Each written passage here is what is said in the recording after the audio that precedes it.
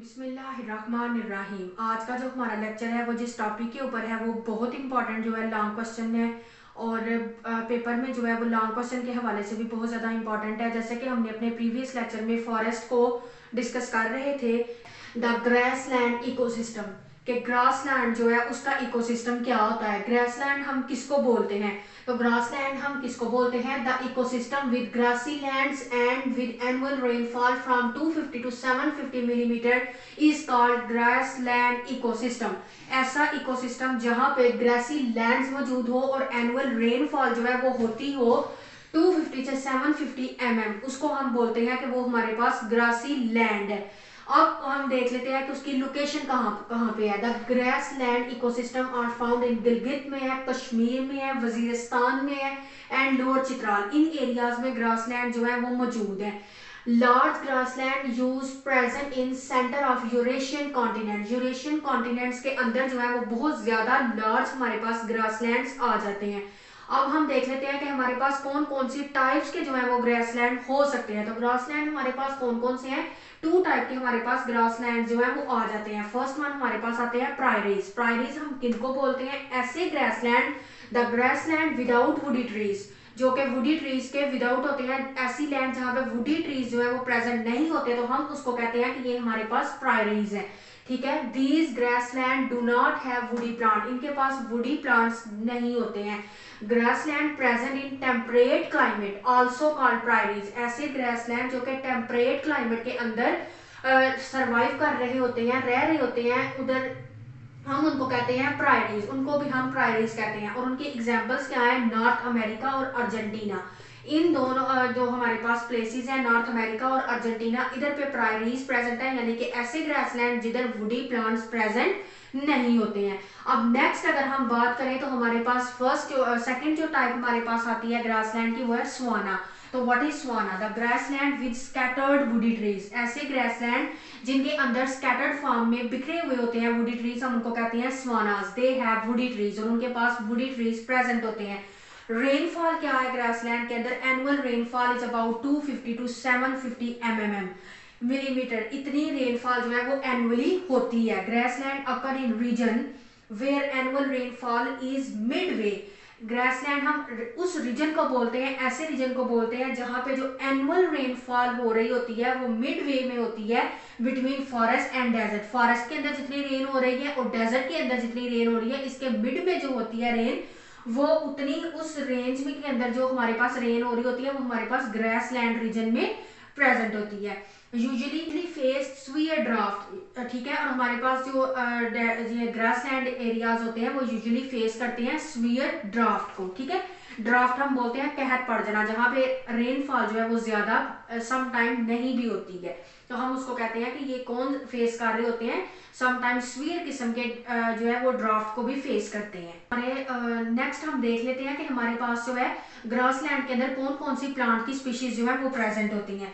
तो plant life हमारे पास जो है वो कौन कौन सी आ जाती है? जो ग्रासलैंड के एरियाज है वहां पर मेजोरिटी और जो है वो ज्यादातर हमारे पास जो है वो ग्रासेस की और ग्रासेस लाइक प्लांट्स जो है वो प्रेजेंट होते हैं। अगर हम लेयरिंग की बात करें कि ग्रासलैंड के अंदर कौन कौन सी लेयर्स होती हैं, तो फर्स्ट लेयर जो हमारे पास आ जाती है ग्रासलैंड का, जो लेयरिंग का है इंपॉर्टेंट, लेयरिंग की जो कैरेक्टरिस्टिक्स है वो इंपॉर्टेंट फीचर है ग्रासलैंड का।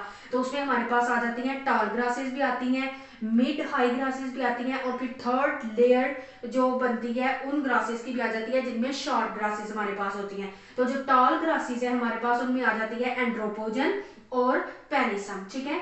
एंड्रोपोगोन और पेनिकम या पेनिसम आ जाती है फॉर्म फर्स्ट लेयर, ये फर्स्ट लेयर बनाते हैं। उसके बाद mid high grasses, mid high grasses जो है वो कौन है? उसमें आ जाते हैं स्टीपा और स्पोरोबोलस। ठीक है। स्टीपा और स्पोरोबोलस जो है ये हमारे पास हाई जो है वो बना ग्रासेस की टाइप्स हैं।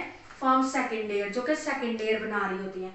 उसके बाद अगर हम थर्ड लेयर की बात करें, third layer is form by the short grasses, वो शॉर्ट ग्रासेस से मिलकर बनती है थर्ड लेयर। और एंड वारफेयर स्पीशीज, और उसके अंदर वारफेयर स्पीशीज आ जाती हैं, जस्ट लाइक हमारे पास आ जाती है पोवा और ब्रोमस। ठीक है। पोवा और ब्रोमस हमारे पास लार्ज जो है वो स्पीशीज आ जाती हैं। शॉर्ट ग्रासेस की, शॉर्ट ग्रासेस की और वारफेयर की। ठीक है, हमारे पास जो थर्ड लेयर है, थर्ड लेयर में हमारे पास फॉर्म होती है शॉर्ट ग्रासेस से, शॉर्ट ग्रासेस और वारफेयर स्पीशीज की। वारफेयर स्पीशीज भी हमारे पास आ जाती हैं पोआ और ब्रोमस। पोआ और ब्रोमस ये वारफेयर स्पीशीज हैं। इसके अलावा मोसिस और लाइकन जो है ये भी थर्ड लेयर बना रही होती हैं शॉर्ट ग्रासेस की। ठीक है, इस तरह हमारे पास ये 3 लेयर्स आ जाती हैं हमारे पास शॉर्ट लेयर में। आ जाते हैं प्लांट जो कि टाल, सबसे पहले हमारे पास टाल ग्रासेस आती हैं, उसके बाद मिड ग्रासेस आती हैं और उसके बाद शॉर्ट ग्रासेस आ जाती हैं। टाल ग्रासेस में हमारे पास एंड्रोपोगोन और पेनिसम की स्पीशीज आ जाती हैं। जो मिड हाई ग्रासेस हैं उनमें स्टीपा और स्पोरोबोलस आ जाते हैं, और जो शॉर्ट ग्रासेस है और सम वारफेयर स्पीशीज हैं उनमें हमारे पास पोआ और ब्रोमस आ जाते हैं। हमारे पास जो है वो सॉइल कंडीशन आ जाती है कि सॉइल की कंडीशन कैसी है। There is low raining in grassland, grassland जो है उधर हमारे पास लो रेनिंग होती है, so soil moisture is limited. इस वजह से सॉइल का मॉइस्चर होना, नमदार होना is limited due to high evaporation. ठीक है, उसके बाद है upper soil layer is normally moist but deeper layer dry. Upper layer जो सॉइल की है वो मॉइस्चर होती है, जबकि जो नीचे वाली डीपर लेयर है वो ड्राई होती है। उसके बाद है एनिमल लाइफ। एनिमल लाइफ इधर कौन सी प्रेजेंट होती है? ग्रासलैंड में जो डोमिनेंट स्पीशीज हैं वो हर्बीवोर की हैं, जिस और कुछ इंसेक्ट्स भी आ जाते हैं जिनमें grass hopper so numerous that they can compete with other herbivore. ठीक है, उसके बाद प्रीडेटर हमारे पास रेप्टाइल, एम्फीबियंस, मैमल्स आ जाते हैं। मैमल्स में हमारे पास लिजर्ड्स आ जाती हैं, टोड्स आ जाते हैं। ठीक है, मैमल्स में हमारे पास लार्जर मैमल्स आते हैं कुछ हमारे पास, प्रीडेटर्स और रेप्टाइल। प्रीडेटर हमारे पास रेप्टाइल है, एम्फीबियंस है, मैमल्स हैं। उसके बाद लिजर्ड, टोड, टर्टल ये हमारे पास जो है वो कॉमन होते हैं। उसके बाद foxes and wolves are very common, वो ये कॉमन होते हैं। उसके बाद अगर हम डीकम्पोजर्स की बात करें तो डीकम्पोजर में बैक्टीरिया, एक्टिनोमाइसीड्स और fungi like mould, yeast, mushroom और ब्रैकेट फंजाई जो है ये हमारे पास डीकम्पोजर्स में आ जाती हैं। उसके बाद प्रोडक्टिविटी रेट क्या है? Rate of primary production is about 700 to 1500 GM annually है प्रोडक्शन रेट हमारे पास।